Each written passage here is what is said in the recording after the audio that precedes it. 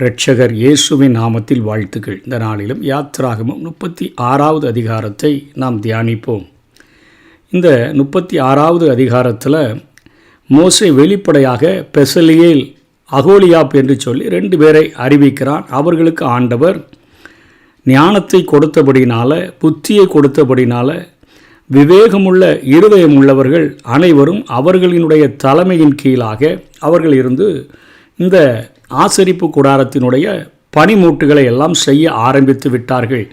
இந்த 36வது அதிகாரத்திலிருந்து 39வது அதிகாரம் வரையிலும் இந்த பணிமூட்டுகள் செய்யப்பட்ட காரியங்கள் தான் எழுதப்பட்டிருக்கிறத நம்ம பார்க்க முடியும். இவர்கள் பரிசுத்த ஸ்தலத்தின் வேலைகளை செய்ய ஆரம்பித்து விட்டார்கள். ஆனாலும் மக்கள் காலைதோறும் மிக அதிகமான காணிக்கைகளை கொண்டு வந்த வண்ணம் இருந்ததுனால இனி கொண்டு வர வேண்டாம் என்று மோசே அவர்களுக்கு தடை விதித்தான். 36வது அதிகாரம் அந்த 8வது வசனம் முதல் 39வது அதிகாரம் முடியும் மட்டுமே இந்த ஆசரிப்பு கூடாரம் மற்றும் அதனுடைய பணிமூட்டுகள் யாவும் எப்படி செய்யப்பட்டன என்கிற விவரம் கொடுக்கப்பட்டுள்ளது. முதல்ல 8ஆம் வசனத்திலிருந்து 19வது வசனம் வரையிலும் ஆசரிப்பு கூடாரத்தினுடைய மூடுதிரைகள் அவைகள் சொல்லப்பட்டிருக்கிறது. எப்படி செய்யப்பட்டதென்று திரித்த மெல்லிய நூலால் செய்யப்பட்ட உட்புற மூடுதிரைகள், இது வாசஸ்தலம் என்று அழைக்கப்பட்டது. வசனம் 8 குறிப்பிடுகிறது. அதன் பிறகு ஆட்டு முடியால் செய்யப்பட்டது கூடாரம் ஆகும். அது வசனம் 14 குறிப்பிடுகிறது.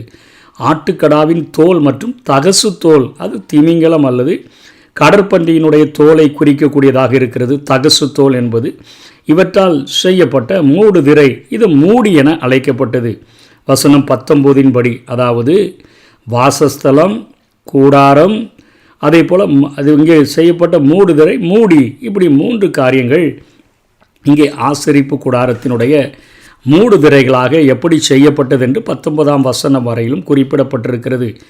20வது வசனத்திலிருந்து 30வது வசனம் வரையிலும் பலகைகள் சித்தி மரத்தால் செய்யப்பட்டன. இந்த வகை மரம் மட்டுமே ஆசரிப்பு கூடாரத்தில் இது பயன்படுத்தப்பட்டது. சித்தி மரம் வறண்ட நிலத்தில் தலைத்தோங்கக்கூடியது, மிகவும் அழகானது. அதிலிருந்து கிடைக்கின்ற மரச்சட்டங்களை அழித்து அதை விடுவது என்பது நடைமுறையில் சாத்தியம் இல்லாதது. அத்தனையாக இன்றைக்கெலாம் நம்ம டீ குட்டு என்று சொல்லுகிறோமே, அந்த அளவுக்கு அது அத்தனை ஒரு அழிக்கிறது என்பது நடைமுறையில் சாத்தியமற்ற ஒன்றாக அது இருந்தது. அதுபோலவே கர்த்தராகிய இயேசு வறண்ட நிலத்தில் துளிர் விடுகிறவராக இருந்தார் என்று தான் ஏசாயா 53:2 பார்க்கிறோம்.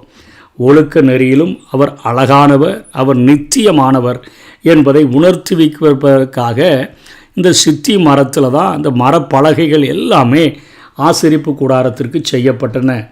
அதே போல் பலகைகளை ஒன்றிணைத்து நிறுத்திய தாழ்பாள்கள், அதனை 31வது வசனத்திலிருந்து 34வது வசனம் வரையிலும் பார்க்கிறோம். தாழ்பாள்கள் நன்கு தெரியும்படி இருந்தன. ஒன்று அந்த பலகையின் மையத்தில் உருவி பாயும்படி செய்யப்பட்டிருந்ததால் கண்களுக்கு புலப்படலை. அவ்வாறு கண்களுக்கு புலப்படாதிருந்த தாழ்பால் பரிசுத்த ஆவியானவருக்கு நல்லதொரு அது ஒரு நிழலாக அங்கே காட்டப்படுகிறது. கர்த்தருக்கு பரிசுத்த ஆலயமாக விசுவாசிகள் ஒன்று கூட்டி கட்டப்பட்டிருப்பதை அது காட்டுகிறது. எபேசியர் 2வது அதிகாரம் 21-22 பார்க்கிறோமே, அதே போல் விசுவாசிகள் ஒன்று கூட்டி கர்த்தருக்கு பரிசுத்த ஆலயமாக கட்டப்பட்டிருக்கிறதை இது காட்டுகிறது. மற்ற 4 தாழ்பால்களும் தேவனுடைய மக்கள் அனைவருக்கும் பொதுவான அந்த வாழ்வு, அன்பு, தகுதி நிலை மற்றும் அறிக்கை ஆகியவற்றை சுட்டி காட்டக்கூடியதாக இருக்கிறது. மற்ற 4 தாழ்பால்களும் தேவனுடைய மக்கள் அனைவருக்கும் அவங்களுடைய வாழ்க்கை, அவருடைய அன்பு, அவர்களுடைய தகுதி நிலை மற்றும் அறிக்கை ஆகியவற்றை சுட்டி காட்டுகின்றன. 35லிருந்து 36 வரையிலும் மகா பரிசுத்த ஸ்தலத்திற்கு முந்தி இருந்த அந்த திரைச்சிலை தேவனை நாம் அணுகும்படி நமக்காக கல்வாரியில் கிழிக்கப்பட்ட கர்த்தராகிய இயேசுவின் மாம்சத்துக்கு அடையாளமாக இங்கே கொடுக்கப்பட்டிருக்கிறது. எபிரேயர் 10:20 எபிரே ஆக்கியோன் அதைத்தான் எடுத்து எழுதுகிறார். தேவனுடைய நீதியின் அரியணையின் பாதுகாவலராகிய கேருபீன்களை நினைவுபடுத்தும் வகையில் திரைச்சிலையில் அவற்றின் சித்திரம் அங்கே அமைந்திருந்ததை இங்கே நம்ம இந்த செய்யக்கூடிய காரியங்களிலே பார்க்கிறோம். கடைசியாக இங்கே பரிசுத்த ஸ்தலத்திற்கு முந்தி இருந்த தொங்கு திரை, இது 37-38 வசனங்களில் சொல்லப்பட்டிருக்கிறது. பிரகாரத்தின் வாசலையும் மேலே சொல்லப்பட்டுள்ள திரைச்சீலையையும் செய்வதற்கு பயன்படுத்தப்பட்ட அதே பொருளால் தான் இந்த தொங்கு திரையும் செய்யப்பட்டது. கிறிஸ்து தேவனை அணுகுகிறதற்கான வழி என்பதை இது நமக்கு சுட்டி காட்டக்கூடியதாக இருக்கிறது. இதைத்தான் இங்கே பனிமூட்டுகளாக இவர்கள் செய்திருக்கிறதை பார்க்கிறோம்.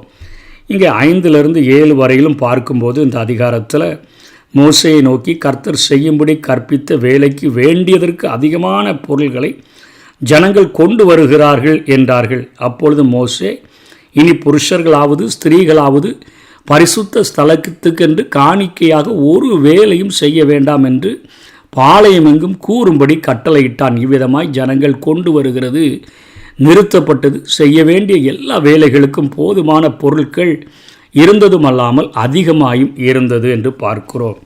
ஆசரிப்பு கூடார பணிக்காக அழைப்பு விடுத்த உடனே அங்கே காணிக்கைகள் குவிய ஆரம்பித்து விட்டது. தேவைகளுக்கும் அதிகமாக வந்தபோது போதும் என்று கூறி அது நிறுத்தப்பட்டதை பார்க்கிறோம். வனாந்தர வாசம் செய்த இஸ்ரவேலர்கள் அவர்கள் கொடுத்த தொகையை இன்றைக்கு கணக்கிட்டு பார்த்தால் 65 கோடி ரூபாய்க்கும் மேல் மதிப்புடையதாக அவர்கள் கொடுத்தார்கள் என்று இன்றைக்கு கண்டுபிடித்து சொல்லுகிறார்கள். தமிழக கிறிஸ்தவர்களுக்கு இன்றைக்கு ஆசீர்வாதத்தில் எதுவும் குறையில்லை. முன்னோர்களின் நல்வாழ்வால் ஆசீர்வதிக்கப்பட்டோம் என்பதை அறிக்கையிடவும் நம்ம தயங்குகிறதில்லை. என்னுடைய முன்னோர்களெல்லாம் ஆண்டவராகிய இயேசுவை ஏற்றுக்கொண்டதுனால எங்கள் குடும்பத்தில் உள்ள சாபங்கள் எல்லாம் முறிக்கப்பட்டு நாங்கள் இன்றைக்கு ஆண்டவருக்குள்ளே ஆசீர்வதிக்கப்பட்டிருக்கிறோம் என்றெல்லாம் சொல்லுகிறவர்களை பார்க்கிறோம். ஆனால் இன்றைக்கு அநேக ஊழியர்களாகட்டும், அநேக விசுவாசிகளாகட்டும், இன்றைக்கு கர்த்தருக்கென்று கொடுக்கிறதை பார்க்கிலும் வங்கிகளில் தான் அவர்களுடைய பணத்தை அவர்கள் ஏற்றுகிறதை பார்க்கிறோம். வங்கி தான் ரொம்ப கனமுள்ளதாக மாறுகிறது. ஆடம்பரங்கள் இன்றைக்கு ஊழியர்களாகட்டும், விசுவாசிகளாகட்டும், தங்களுடைய சொந்த குடும்பத்துக்காக அவர்கள் ஆடம்பரத்தை பெருக்கி வாழ்கிறவர்களாக இருக்கிறார்கள். தேவனின் உண்மையான ஊழியங்கள் இன்றைக்கி வறுமையில், ஏழை விசுவாசிகள் இன்றைக்கி பட்டினியில் காணப்படுறாங்க. இன்றைக்கி ஒரே சபையில் இருக்கக்கூடிய விசுவாசிகளை விசாரிக்கக்கூடிய நிலைமைக்கு இன்றைக்கு விசுவாசிகள் இல்லை என்றே சொல்ல வேண்டும். எப்படி ஐஸ்வர்யவான் லாசருவினுடைய சம்பவத்தில் ஐஸ்வர்யவானினுடைய பாதத்தில் கிடந்து மேஜையின் கீழே விழுகிற துண்டுகளை நாய்கள் கூட சண்டை போட்டு பொறுக்கி சாப்பிட்ட ஒரு லாசரு, அவனை ஐஸ்வர்யவான் கண்டுகொள்ளவே இல்லை. நாய்களோடு கூட சண்டை போடுகிறானே, அவனை கடிக்குத நாய் இந்த ஒரு துண்டுக்காக சண்டையிடுகிறானேன்னு சொல்லி நாயையும் கட்டி வைக்கலை. தேவையான சாப்பாட்டை ஒரு நேரம் கூட அந்த லாசருவுக்கு கொடுப்பதற்கு ஐஸ்வர்யவானுக்கு மனது வரவில்லை. ஆனால் அவன் அங்கே பாதாளத்தில் கிடக்கும் பொழுது அவன் விசுவாசி என்பதை நாம் எப்படி அறிந்து கொள்ளுகிறோம்? ஆபிரகாமை பார்த்து என் தகப்பனாகிய ஆபிரகாமே என்று அழைக்கிறான். பதிலுக்கு ஆபிரகாம் என் மகனே என்று சொல்லி அழைக்கிறதை பார்க்கிறோம். அத்தனையான ஒரு உறவை தெரிந்திருந்த ஒரு நல்ல ஒரு விசுவாசி போல காணப்பட்ட அந்த ஐஸ்வர்யவானுடைய இருதயம் அடைக்கப்பட்டிருந்ததை பார்க்கிறோம். இன்றைக்கும் அநேக தேவனுடைய பிள்ளைகளுடைய இருதயம், அதே போல் அநேக ஊழியர்களுடைய இருதயங்கள் அடைக்கப்பட்டு தனக்காக, தன்னுடைய குடும்பத்துக்காக, தன்னுடைய தலைமுறைக்காக என்று சொல்லி சேர்த்து இன்றைக்கு அநேக விசுவாசிகள் அவர்கள் பட்டினியில் வாழுகிற, வறுமையில் வாழுகிற அநேக உண்மை உள்ள ஊழியர்கள் வறுமையில் இருந்து கொண்டு ஊழியம் செய்கிறதையெல்லாம் நாம் பார்க்கிறோம். இந்திய ஊழியங்களுக்கு நிதி சேர்க்க வெளிநாட்டு கையேந்துகள், பிச்சை எடுப்புகள், இவைகளெல்லாம் தலைமுறையாக இன்றைக்கு அவைகள் தொடர்ந்து வருகின்றன. இன்றைக்கு நம்ம நினைக்கிறோம், இதெல்லாம் நினையாத ஒரு நிலைமையில் நம்ம வாழ்ந்து கொண்டு இருக்கிறோம். கரையற்ற விசுவாசிகளை, கற்புள்ள விசுவாசிகளை சேர்க்கும்படி ஒரு இமைப்பொழுதில், ஒரு நொடிப்பொழுதில் அவர்களை எடுத்துக்கொள்ளும்படியாக நாம் அறியாத நேரத்தில் ஆண்டவர் வருவார் என்பதை மறந்துவிட்டு ஊழியம் செய்கிறவர்களாக நாம் காணப்படுகிறோம். காசை கொண்டு காசு சம்பாதிக்கும் ஊழியங்கள் தான் இன்றைக்கி நிறையா பெருகிற்று. கல்வி நிறுவனம், மருத்துவமனை, கன்வென்ஷன் கூட்டம் நடத்தினாலே வருமானத்திற்காக, அதே போல் ஊழிய நிறுவனங்கள், அதே போல் மிஷன்கள், இப்படிலாம் எல்லாமே பணத்தை சேர்க்கிறதற்காக அவைகள் மெஷின்களைப் போல மாறி இன்றைக்கு ஆத்தும அறுவடைக்கு பதிலாக பண அறுவடை செய்கிற காரியங்களை நாம் பார்க்கிறோம். மருத்துவமனையில் ஆறுதல் கொடுப்பதற்கு பதிலாக பணப்பைகளை அவர்கள் அறுவை சிகிச்சை செய்கிறார்கள்.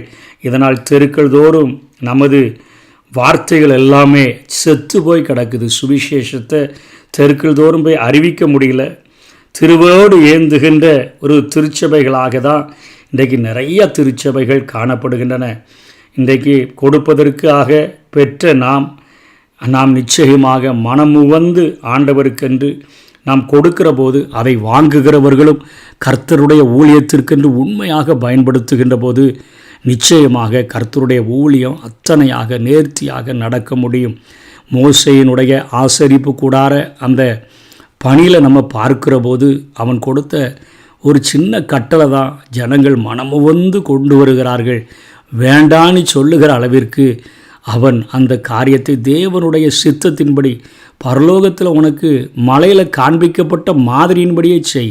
இன்றைக்கி ஆண்டவருடைய சித்தத்தின் மாதிரியின்படியே செய்யாததுனால தங்களுடைய சொந்த திட்டங்கள் சித்தங்கள் என்று சொல்லி அநேக காரியங்களில் அவர்கள் ஈடுபட்டு பற்றாக்குறையில் இருக்கிறோம் அதில் இருக்கிறோன்னு சொல்லி இருக்கிற காரியங்கள். அதே போல் ஜனங்களும் கரிசனை அற்றவர்களாக தங்களுடைய காரியங்களை பார்த்து கொண்டிருக்கிற காரியங்கள் இவைகள் தான் காணப்படுகின்றன. பவுல் ஏற்படுத்தின ஊழியங்களில், பவுல் ஏற்படுத்தின சபைகளில் ஏதோ ஒரு சபை கஷ்டப்பட்டுச்சுன்னு சொன்னால் இன்னொரு சபையிலிருந்து அவன் அங்கே காணிக்கைகளை சேகரித்து கொண்டு தர்ம பணத்தை சேகரித்து கொண்டு அங்கே விசுவாசிகளுக்கு உதவி செய்ததெல்லாம் நம்ம பார்க்குறோம்.